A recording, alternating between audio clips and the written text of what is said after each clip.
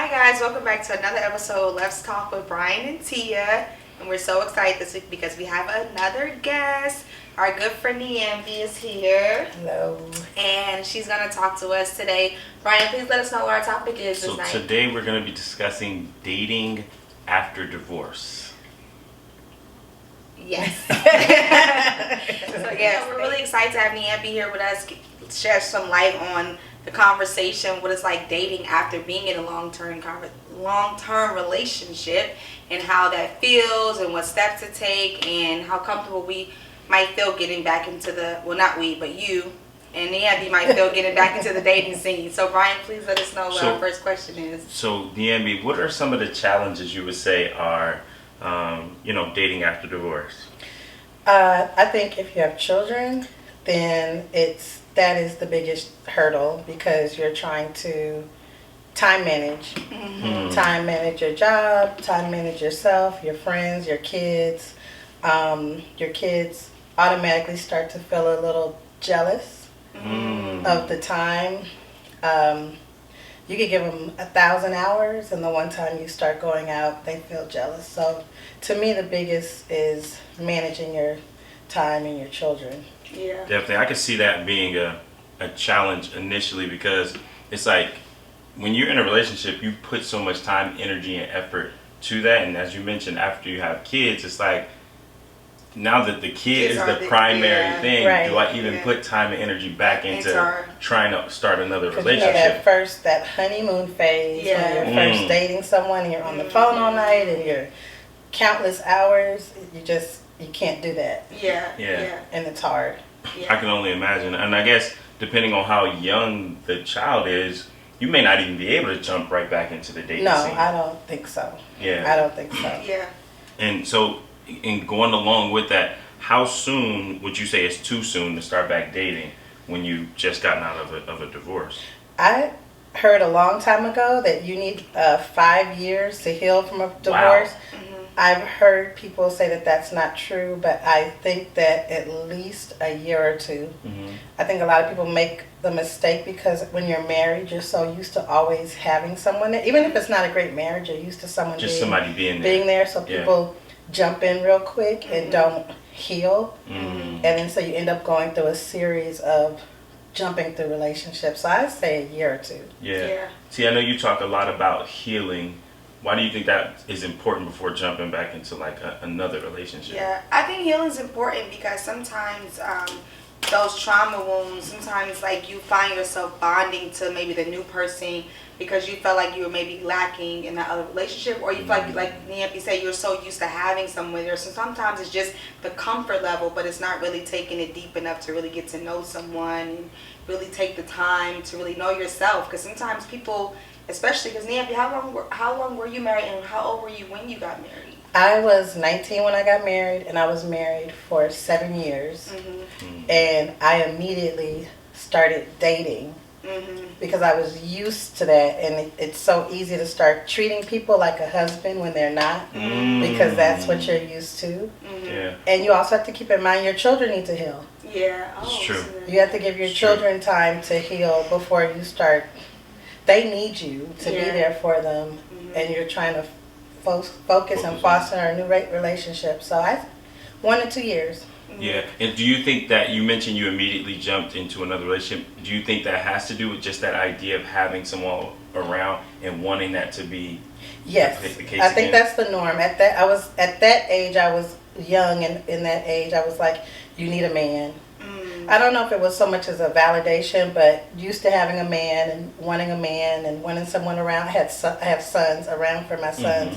So it was that. And it was also a distraction.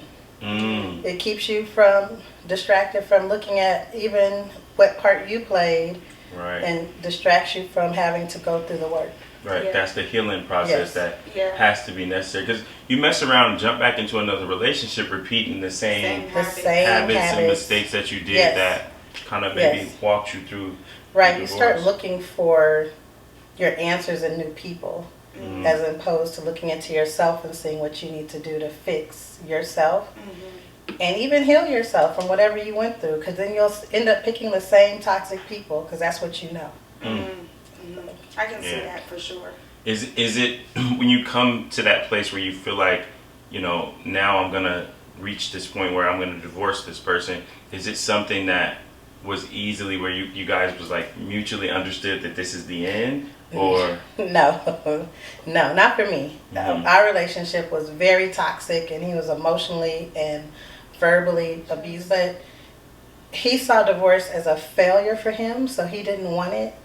And I saw it as it was going to save my life. And I am a product of divorce, so I didn't want my children to go through divorce. So Right. I held on longer than I should. Gotcha. So it was an easy decision, but it definitely took a couple of times, a couple of restraining orders for him to get on board. I got you. And that kind of brings me to my next question. How long did it take you to be completely over the relationship? I was over the relationship before I got divorced, but over the trauma of the situation, it took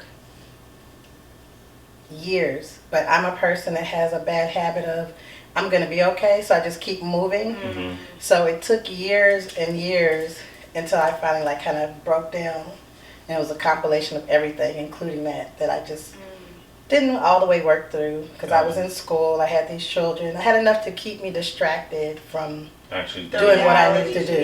Yeah. So it took some time. And when we talked about the healing thing. I know I keep harping on that, but did that look like possibly going to like therapy Yes. or yeah?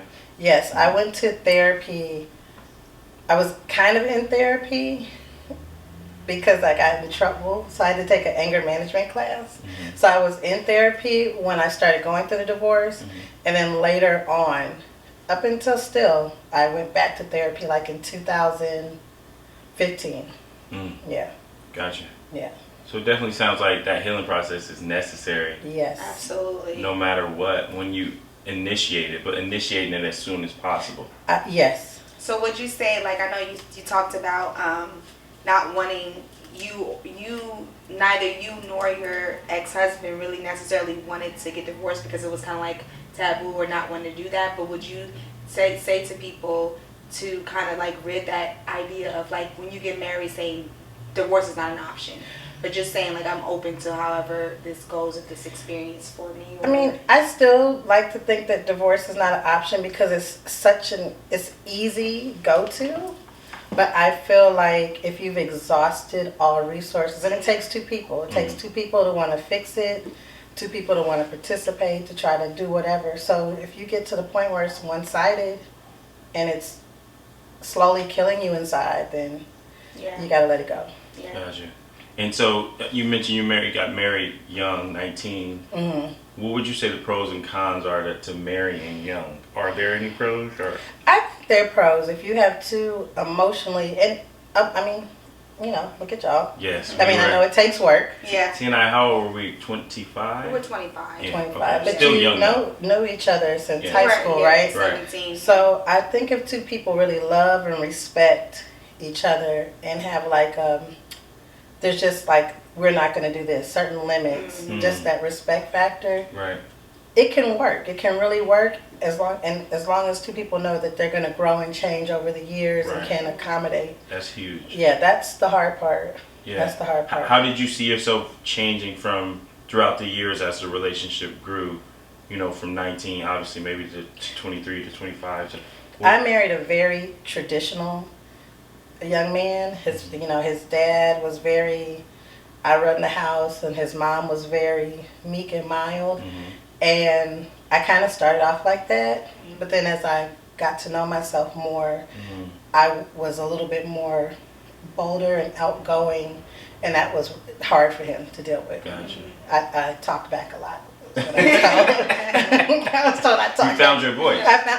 I found my voice, Yeah. and that caused problems. Yeah. Definitely. I can see that. That's definitely a transition because I think even with, like you mentioned, with me and Brian being together at 17, I wouldn't say I was necessarily meek and mild, but I was definitely, especially being raised in a more Christian traditional Yes. feeling, I was definitely very ready to just submit and Yes. do whatever it is that he had to do. And I know at certain times I felt like my voice was like quiet or shunned, and I Right. think once I think as I got older, it was like, no, I kind of don't really like that. I like this. You know what I Right. mean? And I think that was a transition we had to go through. And I mean, obviously, it could have went this way, that way, Right. but the success comes from accepting the change. And even with Brian, For as sure. much as he's changed, like Mhm. you know, there were certain things that.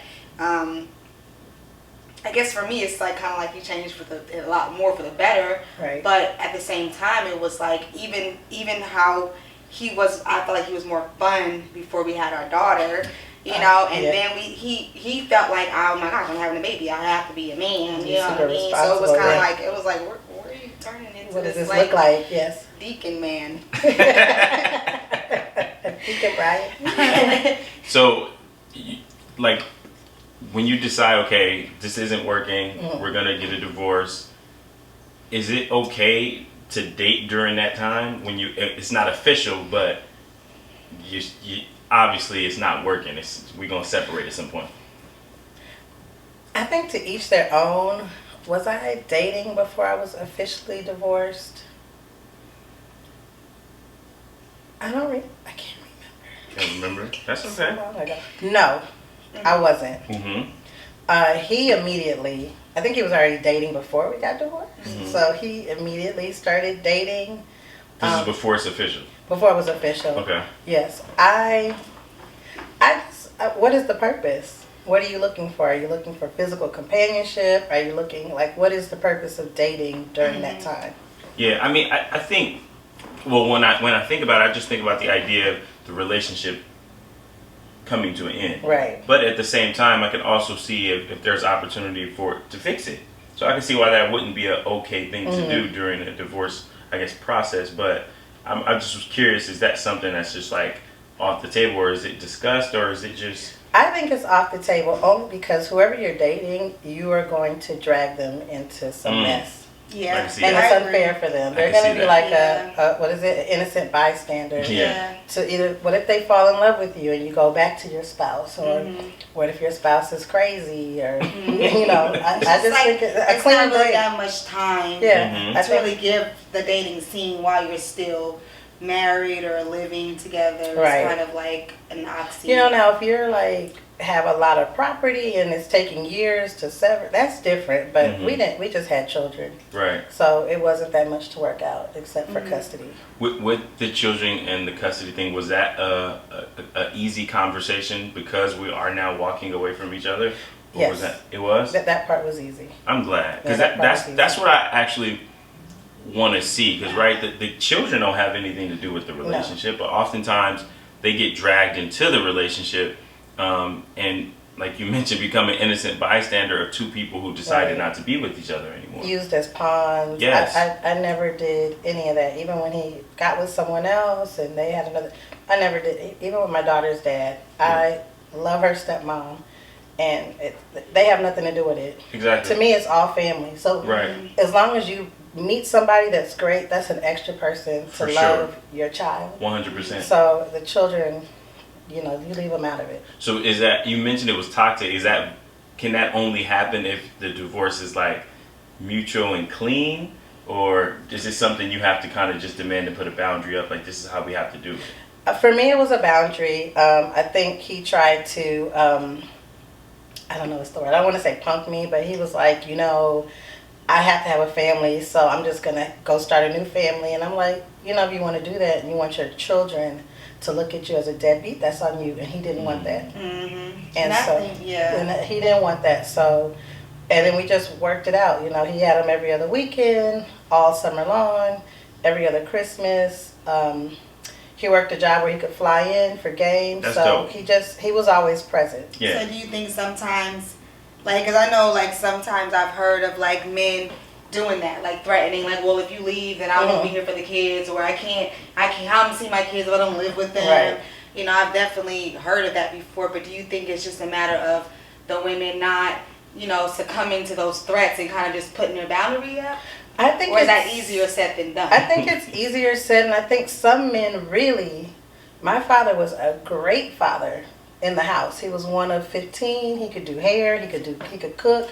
But once he wasn't in the house anymore, he couldn't. Some men, once they're not in the house, they can't keep it up for whatever reason. I don't know if they're mad at the woman. What you mean, like the behaviors? They're like fatherly or manly behaviors? Yes, the fatherly behavior. Some men, once they're no longer in the house, they can't keep it up, and then you have some women that block it because they're angry. So. Right.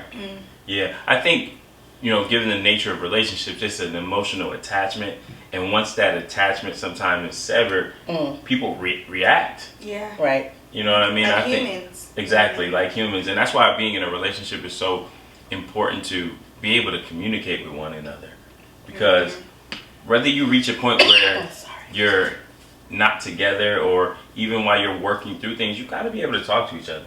You can't just emotionally react every single time something doesn't go the way that you like it. You know what I mean? And I think that's kind of the nature of getting to that place of a divorce, is like you think it's supposed to be your way. Yeah. Right. Yeah, so switching gears, once you've been through the process of divorce and you've experienced it, you've learned, you've healed, is marrying again an option, or is it like marriage is just out now? For a little bit, marriage was the option because that's what I knew. Right. And then I went for a while with nah. Yeah. And now I'm back to it could be, but it really has to be for the right reasons. Like I'm not trying to have children. I don't need financial stability. So it has to really be for the right reasons for me to do it, because it's a lot. Yeah. Yeah. How long has it been since you've been divorced, and how long were you kind of in the not really looking for anybody type of phase? Like 13 years. Well, 13 let me take that back. I got divorced in 2007. No. Oh my God. I got divorced in 2000. And then I met my daughter's dad. We were together for a while, and that didn't work out. So that was heartbreaking. So she was born in 2009. And from then on to about like last year, I was like, no. And what's caused the no? Is it the idea that just relationships can't work? I think for me it was a matter of working on myself, and then having 3 children in 3 different stages of life, working on myself. I just didn't have anything else to give to anyone. I didn't want the responsibility. It's not a negative way, but men take work, and I didn't want that work. I just honestly didn't want to do that while trying to take care of other people, because I couldn't see where I would find time to take care of myself. I could see that. And so just need that break. I didn't want it. I enjoy myself. I enjoy my friends. I kind of like think I've got the place where my friends can come, my female friends can come and kind of get a respite from their people. So husbands, children, boyfriends. So I liked my life the way it was. And it wasn't until like last year I was like, yeah, I could probably do it now. Probably do it now. And you mentioned, the idea of possibly marrying again, that's gone back and forth. But has the idea of what marriage means changed because of everything? Yes. And what do you say? Like Tia said, I was raised very religious. And so it was like the be all end all. But for me, it's more now of a partnership and like someone to share your life with. It's not going to be easy. It's going to take work. I think we were all sold on a fairy tale. Definitely. The girls get a fairy tale. For sure. The boys get trucks and cars. So we were on an uneven playing field to start with.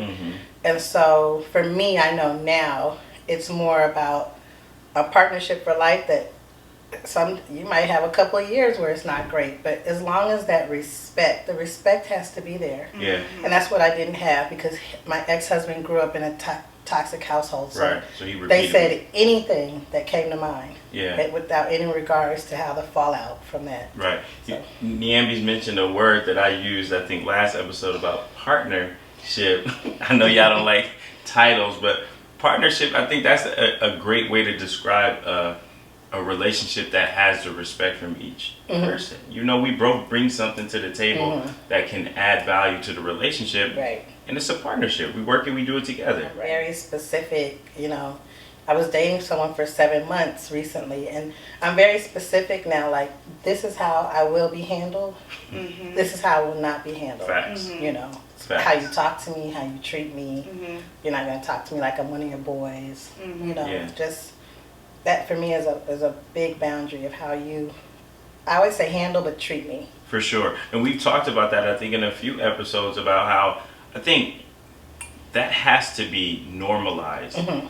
when entering relationships. Certain things that we discuss that I know that I will put up with or tolerate, and certain things that I won't. Right. And obviously that comes with knowing yourself, because if you don't know yourself, you don't know what you will tolerate and Right, not tolerate. right. And so I don't well, I think we had an episode on dating young, but like that is one of the reasons why I encourage, serious dating later in life. Mhm. Because me and Brian have had a few conversations where we both kind of like checked, I guess, quote unquote, check each other. Like, we've been together for maybe at times like 8 years or 5 years, and we're both like, I don't like that, and I'm not going to tolerate it. Facts. Right. You know, I'm not like, doing he's it come anymore. to me and said that, and I've come to him and I say, you know what, that might have been cool before, but I'm not going to take that Right. anymore. Right. I'm not going to tolerate you doing this X, Y, and Z. And he said to me, like, hey, that might have been cool, but I don't like that anymore. I'm Like, done. I'm done with that. Yeah. And us both having to, I'm sure both of us had a little stale face at first, like, wait, what? What? Like, you brand Never new, but said anything. having to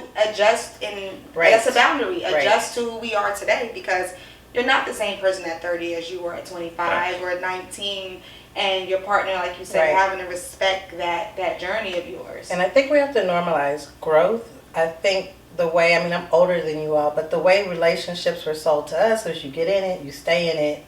No matter what. But there were no instructions on Yeah. how to even talk about your likes and dislikes. And more often than not, women were just kind of taught to, you just tolerate whatever, especially if Yeah. he's a good man and taking care of the family, you Right. know. And so we have to normalize now being proactive in relationships as opposed to just like letting things happen For sure. to you. For sure. And being willing participants. Yeah. So you make it the most like the best situation for you both. Well, I appreciate you guys being here with us today. Niambi, thank you again Oh, thank you for having me. coming Thank on you for and having sharing me. with us what it's like to be in a relationship for a long time.